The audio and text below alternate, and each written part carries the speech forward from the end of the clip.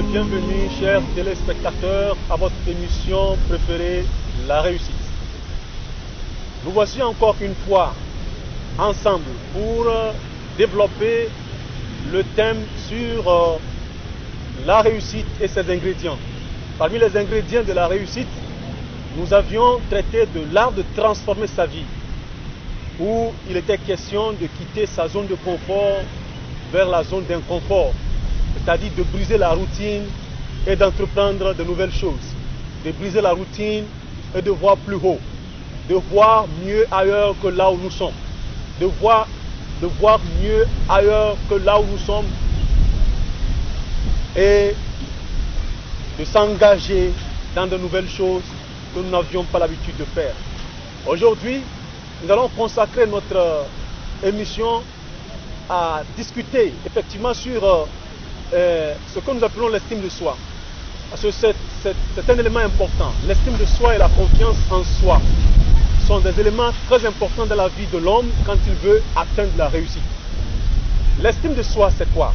Quand nous nous référons au dictionnaire, les dictionnaires nous présentent l'estime de soi comme cet aspect-là, ce qui fait que l'on peut se confier à soi-même ou bien peut se fier à soi-même.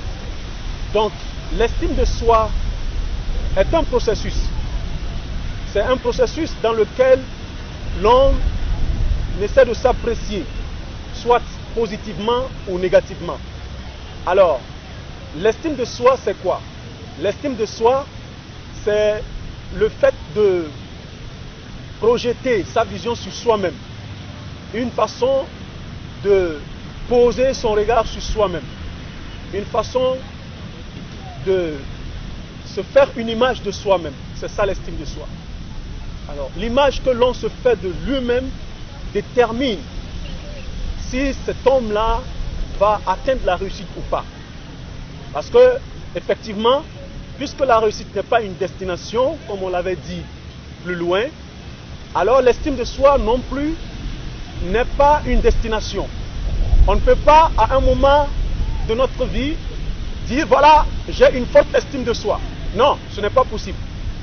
L'estime de soi, c'est un processus qui progresse avec la vie de tous les jours, qui progresse avec les entreprises que nous embarquons dans notre vie. Alors, nous devons reconnaître que quand on parle de l'estime de soi, c'est une appréciation, l'appréciation que l'on a de lui-même, de sa personne, de sa personnalité. Alors, que pensez-vous de vous-même? Quelle image avez-vous de vous-même? Et quelle idée faites-vous de vous-même? Alors, l'estime de soi, c'est justement cela. Nous voudrions rappeler aux uns et aux autres que ce qu'il faut à ce niveau pour pouvoir donner un élan à notre voyage de réussite, c'est qu'il faut toujours s'estimer bien. Il faut toujours s'estimer haut. Il faut toujours s'estimer grand. Il ne faut jamais se sous-estimer. Il ne faut jamais se mésestimer.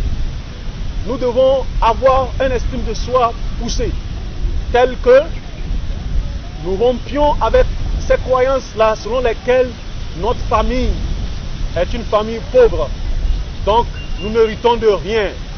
Alors, nous ne pouvons pas être des gens qui connaissent le succès. Nous devons rompre avec cette façon de penser.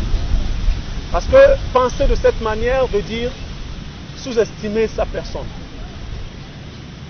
Personne n'est né avec les richesses. Personne n'est né avec l'honneur. Personne n'est né avec les prestiges.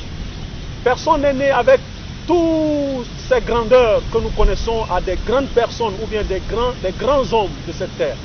Ou bien des grands hommes et des grandes femmes de cette terre. Ça s'acquiert avec la volonté. Ça s'acquiert avec la détermination. Ça s'acquiert avec un élan vers la réussite. Alors, on ne peut pas atteindre la réussite si on n'a pas l'estime de soi. Alors, les facteurs qui influent notre estime de soi peuvent se catégoriser en deux grandes parties. Nous avons d'abord les facteurs externes, qui sont notre famille, notre environnement de travail, nos amis. Alors, quelle sont les appréciations que nous recevons de notre famille? Quel est d'abord l'état de notre famille?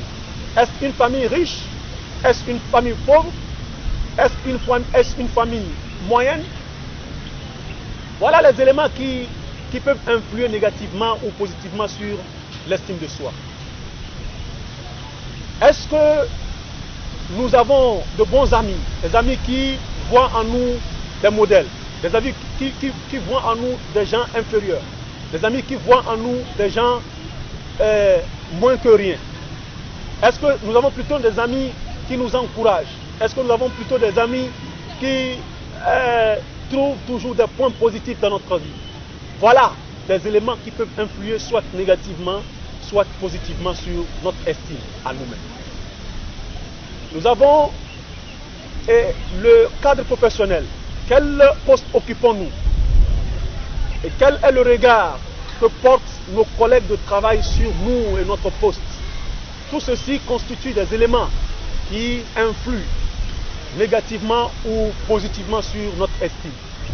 Alors, ce que nous allons demander à chacun de nous, c'est d'abord de ne pas s'estimer moins que rien ou inférieur. Car tu n'es pas un hasard dans ce monde. Tu es venu pour une mission. Tu es venu pour jouer ta partition. Tu dois jouer ta partition, justement.